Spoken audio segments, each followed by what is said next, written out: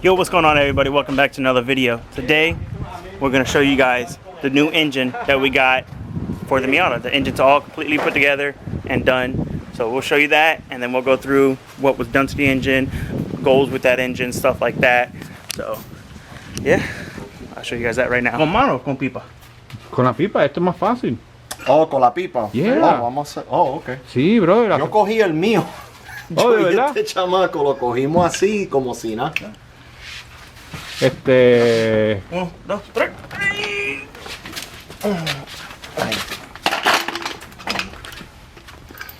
Fácil.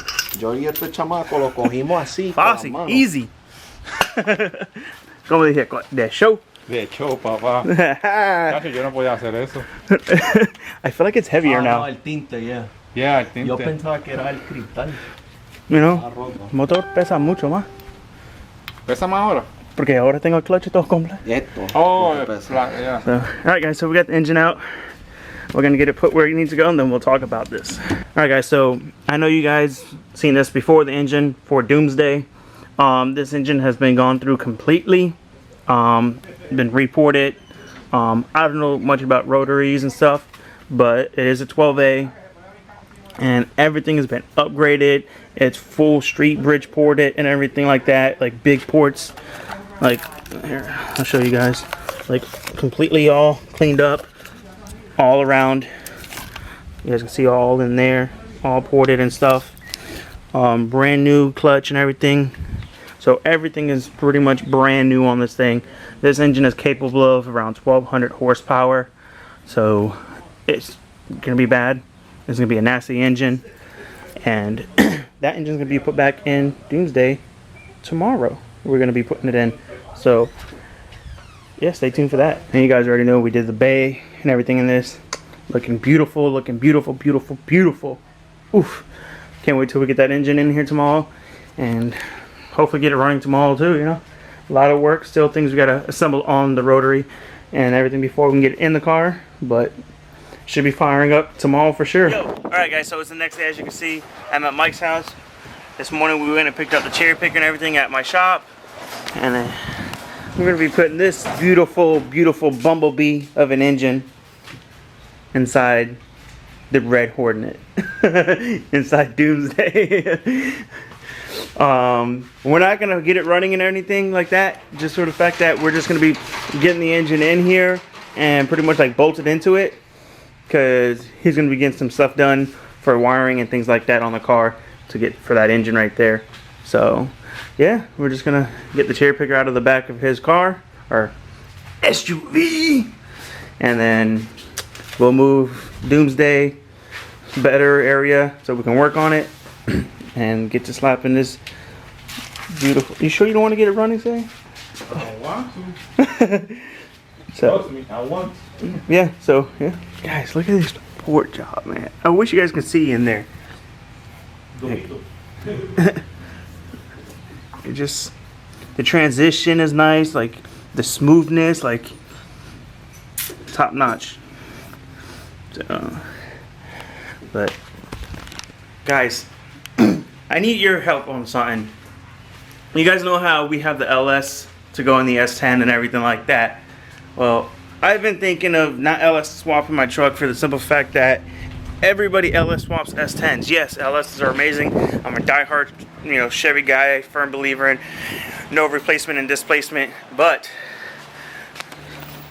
when it comes to a rotary, you know, I mean, this is a 12A. I mean, it's a nasty 12A. But this 12A, that's a 1.1 liter engine.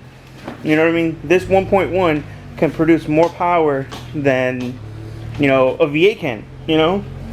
So, I mean, rotaries are expensive to build, granted. But there's no engine in the world that will rev like a rotary, or sound like a rotary, and make the power like a rotary. And a lot of people do say, you know, rotaries are like fuses and stuff like that. It's just a ticking bomb, whatnot, whatnot. But if you owned a rotary and drove a rotary and all that and felt a rotary, you would think totally different of a rotary. So what I'm getting at is Mike has a few parts over here from his old engine that are in good shape, and I can find more parts for it. What do you guys think if we put a rotary together for the S10 and we sell the LS stuff? And we just do a nasty turbo, you know, rotary, you know? So we can do some stuff, you know. We know a couple of rotary people that can hook it up and help us out with parts and transmissions and all that stuff. Yeah. So, and I don't think I've ever seen a rotary swapped S10. Like, have you? No. I've seen, you know, the Mazda B2000s and 2200s and stuff like that rotary swapped, but I don't think I've ever seen an S10, so it'll be first of its kind. So let me know down in the comments. You guys would like to see like a nasty little like 500, 600 horsepower rotary boost in the S10. We'll be back. We got to get hardware for that baby right there to get all the parts put on it. So let's get it. Alright guys, so I'm back from Ace Hardware. If you guys, I don't know if all Ace Hardware sell these or not, but I know the Ace by me, the orange cream soda and the vanilla one, the cream soda from there, the best sodas you can ever get. This is like the orange creamsicle ice cream. So let's get to work on that engine.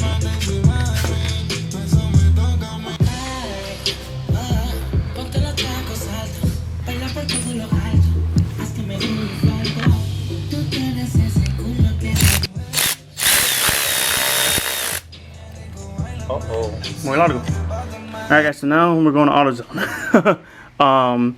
These two corners right here, for some reason the thread got pulled completely out. You can see some of the thread here and some right here. So I'm gonna go get a thread chaser and we're gonna thread chase these corners, and I'm just gonna run through all of them to make sure all the threads are clean through it, because we don't want no intake leaks, no leaks at all, especially when this car is gonna be under a high amount of boost pressure, you know what I mean, and especially on a rotary.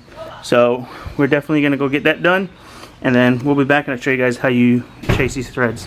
Alright guys, so AutoZone didn't have it, Advanced didn't have it. We're at Napa right now. Let's see if they have that thread chaser so we can get this shit done and get the intake on. At this point, what we really want to do is just get the engine ready and assembled and probably just dropped in the car, and then tomorrow or something we'll go ahead and get everything else buttoned up on it and everything, and maybe I can get them to do the first start tomorrow. So let's see if they have this part that we need and then go from there.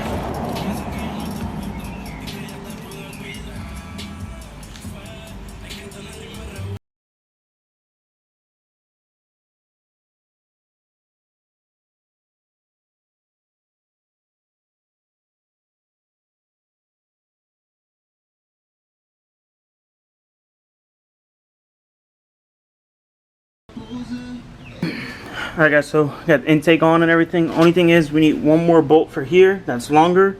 For some reason these ones, it's too short. They worked on the top ones. We got 4 of these, but I guess the bottom ones are longer than the top ones. So I found one of the old bolts that is short or longer, and I got that one in there. But for over here I need another long one. But this one, as you can see, it's just too short. It doesn't grip enough, you know. So that's pretty much flush with that, and it's not gripping.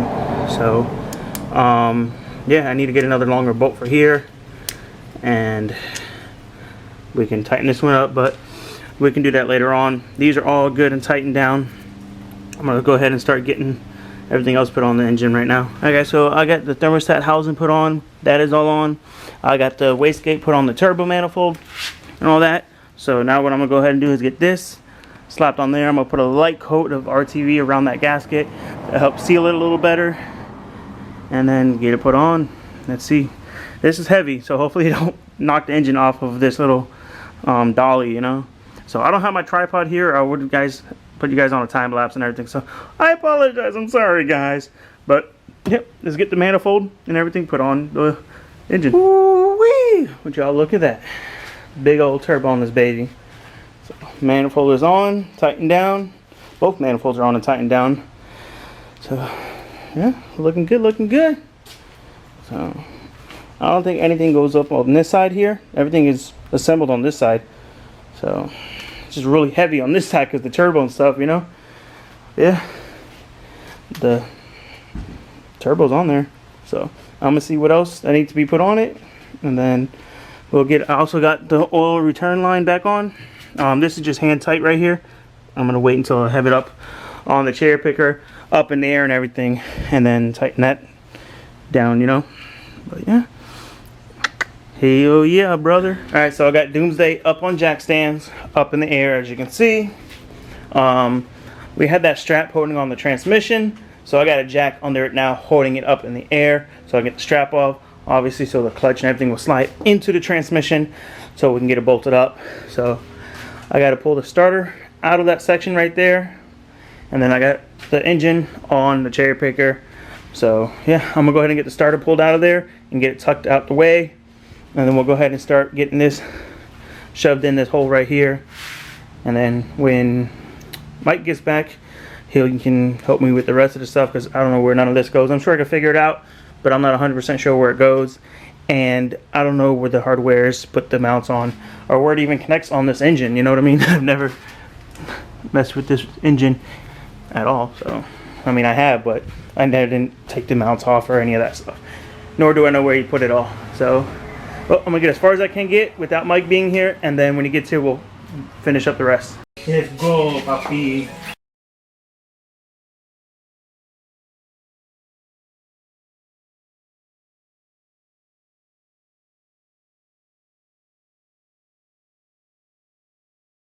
Well. Doomsday kind of has an engine in it. We got the engine set in here, but the person that put the engine together and stuff, we forgot to grab the bridge plate that goes across from here to hold the mounts in. So the guy's gonna ship it to us because he's like, what, 2 hours from here? Down Lakeland. Yeah, he's in Lakeland, which is like 2 hours or so from here. Yeah. So he's just gonna ship it to us, 2-day shipping, so we'll have it in 2 days. And then we can get this engine completely connected and everything, because that will hold the engine straight, so we can get it all bolted up. Because you only have so much clearance getting this transmission up, you know, to try and get the engine pushed back, for the fact that, you know, it's a RX-8 transmission in a Miata, so it's a bigger transmission. So there's not a lot of room in that tunnel, even though it has been notched and everything before, but it still has very, very small clearance, you know. Just enough. Just enough with when you have that bridge on there, it just straight pushes back, you know. So when that gets in that plate, we can go ahead and finish buttoning it up and everything and get it together and hopefully start this thing up before the weekend. Oh yeah, hopefully. So, and then we cannot see him do a burnout, because never do burnouts. The only time the tires spin on this thing is when it's on the dyno. Yeah. So, you happy with the progress? Yeah, hell yeah, he's in there at least. And you got a new engine. Oh yes, nice one. You feel lighter? A little yeah. lighter? Stress off you, you know? You got your engine back, and Oh yeah, really happy. I can't wait to hear it. It's going to sound nasty, especially with the Bridgeport that's on it now. It's Streetport. It's Streetport. The other one was Bridgeport, right? The old engine? Yeah. So this is going to be a lot quieter. Yeah, But it's more yeah. It's a bigger port. But I guess the difference from the Bridgeport and the Streetport is the way they port it, correct? Yeah, Bridgeport. Con dos huecos, ¿la? See this? Yeah. See how this here? That's what makes too much noise. This is a Bridgeport where they have the cut in here and stuff, you know? The Streetport is just one big opening all the way up to this line up here. So, yeah. He's got a big Bridgeport, or Streetport, and then this is the Bridgeport where they put this extra little slit in here to give it more of a louder plop. Yeah, So, yeah, the plop plop. So, sounds great and stuff, but for being what he has the car for, it's too much. So, and this, the way he has it now with the Streetport, it's actually going to make more power and flow better. So, Yeah, we're gonna go with 30 pounds. 30 pounds of boost. And 12A. 12A, guys. Right here. 1.1 cylinders. 12A. 1.1 with the 98 mil turbo. 98. It's a twin scroll T4. So, I want to see some guesses down below. This engine is capable of around 1,300 horsepower. At 1200, yeah. So, he's nowhere near going to make that. But it could hold it. But it can hold it. He overbuilt just in case of, you know, I spent a lot of money in this baby. he overbuilt the engine and everything for the fact that, let's say later on, you know, he put something else in this, you know what I mean? He's got a good engine that he can put in something else if he wants to build like a race car with it or something. You know, the engine's good for, you know? Oh yeah, definitely. And, I mean, rotaries last, guys, I don't know why people say rotaries are garbage. Literally, the thing with rotaries, to keep them running good and stuff, is the oil you use in it. Yeah, and the premix. The premix, exactly. Uh-huh. And your tune. The tune is really. That's the thing with rotaries. You gotta have the tune. Good oil, the premix, and your tune has got to be on point. And have someone put your engine together that knows what the fuck they're doing, and they were last. Yeah, like that stupid mechanic. Yeah, like the old engine I had, that engine didn't even have what, 5,000 miles on it, maybe. No, not even. Not even 1,000. Not even 1,000. Not even 1,000 miles was on his old engine, And and change parts. yeah, it was completely rebuilt. He paid this rotary mechanic all this money to put it together, get it running and everything, and rebuild it. And He changed my rotors. and they weren't even the same rotors. There were two different weight rotors. Because on the rotors, you got to have like an A rotor would go with a B rotor. That one had an A in the front and what was it, a D in the back? I don't even like an L or something. Yeah, I don't L. know. A in the front, I think it was, or an S. Yeah, I don't know. I don't know, but they were way off, and that throws the balance off on a rotary, you know. And you got to have within the same weight ratio for the rotors on a rotary, and they were way off. You know what I mean? So I mean, it ran fine and everything. The car ran great and everything. Is what happened is, and there was a spring inside of it. Like everything was just messed up. Everything was cut wrong. Yeah, and then even on the rotors, they were the way the seal goes in, and we're back. Sorry guys, camera died. What were we talking about? Oh, the engine. So yeah, he just pretty much the old engine. The guy just did a horrible job. It ran fine. And everything. What happened is when he put on the dyno, and they went to actually do a dyno tune and all this stuff on it. That's when they started having these problems and stuff. No, it wasn't with the tune or nothing at all. Because when you took it apart, when they took the engine apart, like the old rotors and everything had like pitting in them and everything, and it just wasn't put together. It wasn't put together right at all. Yeah. A lot of things that should have been there weren't there, and things were just like it was literally missing parts inside the engine. That's how bad the engine was put together. Yeah. But this one here is a really, really like old school, like die-hard rotary guy that put this engine together, and he even paid more just because he wanted it done right. You know what I mean? I drove all the way to Lakeland. Yeah, he drove to Lakeland for this guy to do it, and then the machine shop guy that deals with strictly rotaries was in Longwood. And Longwood. So And this, Palm Bay. yeah, and we're out here in Melbourne, Palm Bay. Palm Bay, yeah. So the people that touch this is like old school, been doing this shit for like 30 years, like die-hard rotary people, you know. Yeah. So it wasn't no little punk on the street like That one. this one here that put this engine together, you know. So this is all good now. Everything is fresh. Everything's practically new, other than the housings, right? Yeah, the house and that's it. Everything else is pretty much almost new. And I mean, this thing is good for, like I said, 1,200 horsepower and a freaking Miata. You know what I mean? That's crazy. Obviously, he's not going to turn it up to 1,200 pounds. Or pounds, wow. 1,200 horsepower. I think his goal is around 500 or so, you said? 600. Around six? I want at least 600. At least. So around 600. It's not a street car. It's not a race car. It's just his joy. His, his baby. You take it to car shows and show it off and car meets, things like that. You know what I mean? He doesn't do burnouts on this. He doesn't beat on his car. I mean, that's it. He likes going on the highway and just cruising on it. You know? Yeah. So like he even said that maybe we can get some people together and we can have a meet somewhere that's all like Mazdas and Miatas and RX-7s and rotary stuff, Yeah. and have a cruise. Get on 95 and drive 30 miles one way and then 30 miles back one way. That's what he likes. He likes just getting on the highway and just cruising. Enjoy it. So we're gonna try and change the rear end in this because it has a stock Miata rear end in it. So 3 times. he broke it 3 times, and I doubt this one's gonna hold with this new engine. But he wants to get 8.8, and he wants to get a 5-speed transmission because he's got the 6-speed. So a lot of things are happening. The car's gonna be going to paint soon, getting all repainted on the outside and everything. Like, this car's gonna look mint when it's done. You know what I mean? So please, guys, if you guys love rotaries and RX-7s and Miatas and stuff like this, please consider subscribing to the channel because we got a long journey with this car and we're gonna have a lot of fun on this. I'll probably meet up with him when we take it for the dyno and stuff. If not, I'll throw him a GoPro, see if he can get some clips. But either way, I will have a video to show you guys of this thing on the dyno when we get it going. And hopefully by the weekend we can get it running and everything. So as of the Accord, that should be getting done here shortly. Just waiting on injectors. I ordered some injectors, so once they get here, we'll be good. So Yeah, guys, I'm gonna end this video here, and I hope you guys enjoyed it. Please like, comment, subscribe, share, hit that notification button so y'all get notified when we post.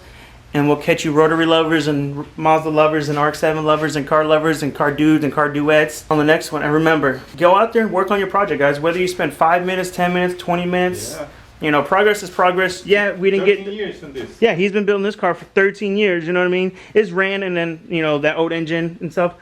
But, you know, look, yeah, we didn't finish this, but hey, right now we are farther than we were yesterday. We are farther than we were an hour ago.